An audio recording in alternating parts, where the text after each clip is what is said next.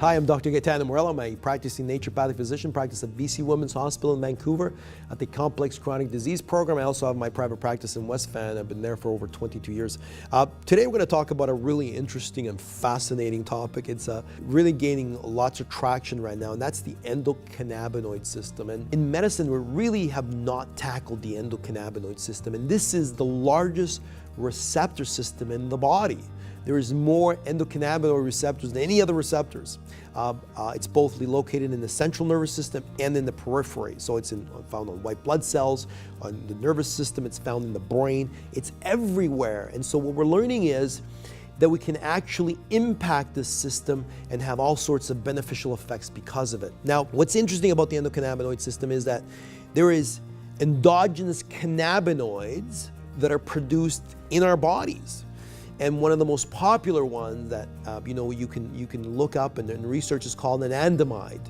And so an anandamide is an endogenous cannabinoid that's formed in the body when needed, and it can impact the CB1 receptors in the brain, causing you to feel really happy. It can also actually act as a suppressant of pain, so it can reduce the feeling of pain in the body. So obviously scientists are looking into this and go, wow, we have this incredible endocannabinoid system, and if we can utilize compounds that can actually attach themselves to these receptors, we can have anti-anxiety products, we can have anti-pain products, we can have immune modulating and stimulating compounds, because the CB2 receptor sites are on white blood cells. So we can actually bolster the effectiveness of white blood cells, the immune system, so we can lift up the immune system and actually modulate the immune system in allergy reactions and boost it up when we want to have cancer-fighting effects in the immune system. One of the areas that has been looked at significantly now is this area of hemp and cannabis, because what do those compounds produce? They produce cannabinoids.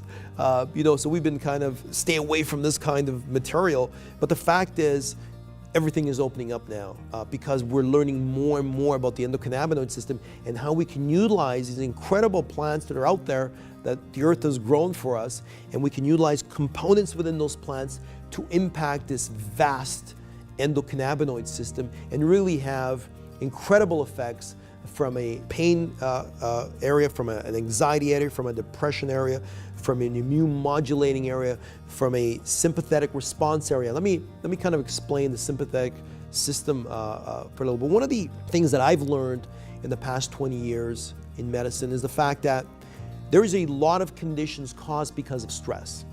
And I think you would agree with me that you blame, or we all blame, stress for lots of different conditions. My friend got a heart attack because he was under tremendous amounts of stress.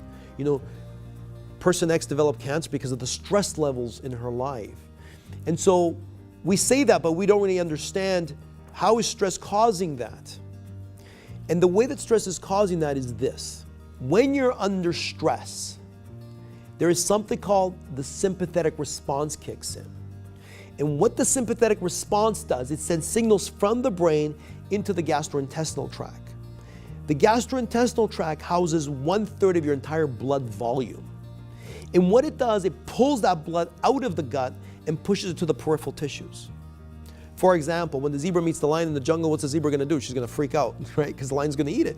Stress and anxiety, sympathetic response, signals to the gut, blood pool to the peripheral tissues. Why? So the zebra can run faster. Same thing happens in our responses. Now, why is that a problem? Well, I'm going to explain to you why that's a problem. When you look at the gut, we always think of the gut as a place of digestion, a place of absorption of nutrients, of elimination of waste. But the gut has a lot more than just that.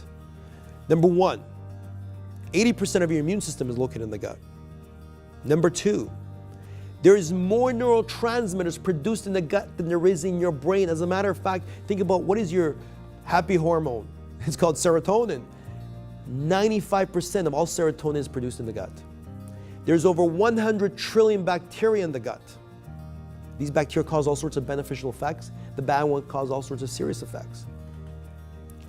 Fourth and most important point, what separates everything in your gut from your bloodstream is actually one cell. One cell, a microscopic entity, is what stands between 100 trillion bacteria, their bacterial particles, all the food items you have in your gut from entering your blood. One cell between septicemia, death, and life. It's the paradox of medicine. Because that one cell lining has to be permeable enough to allow nutrients to get inside the blood, at the same time strong enough to block compounds from getting inside the blood. It's a paradox. Now, back to the sympathetic response. Stress triggers the sympathetic response. So imagine the zebra having stress for 5-10 minutes because it's going to beat the lion and run away from it. Imagine humans. We have stress not for 10 minutes. Sometimes we have stress for 10 hours, 2 days, a week, a lifetime. What is that causing damage-wise? Lots of damage. And so by down-regulating the sympathetic response, by affecting CB1 receptors, we can be in a more relaxed state and stimulate the parasympathetic response, which is the system of relaxation.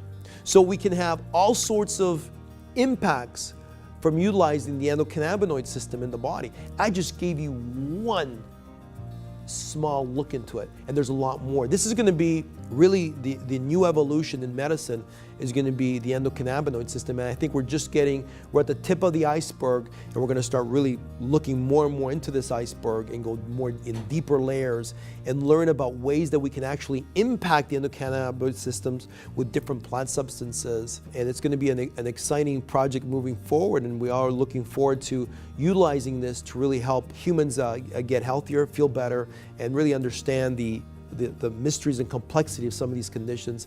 The endocannabinoid system is going to really offer us a lot of solutions to those problems.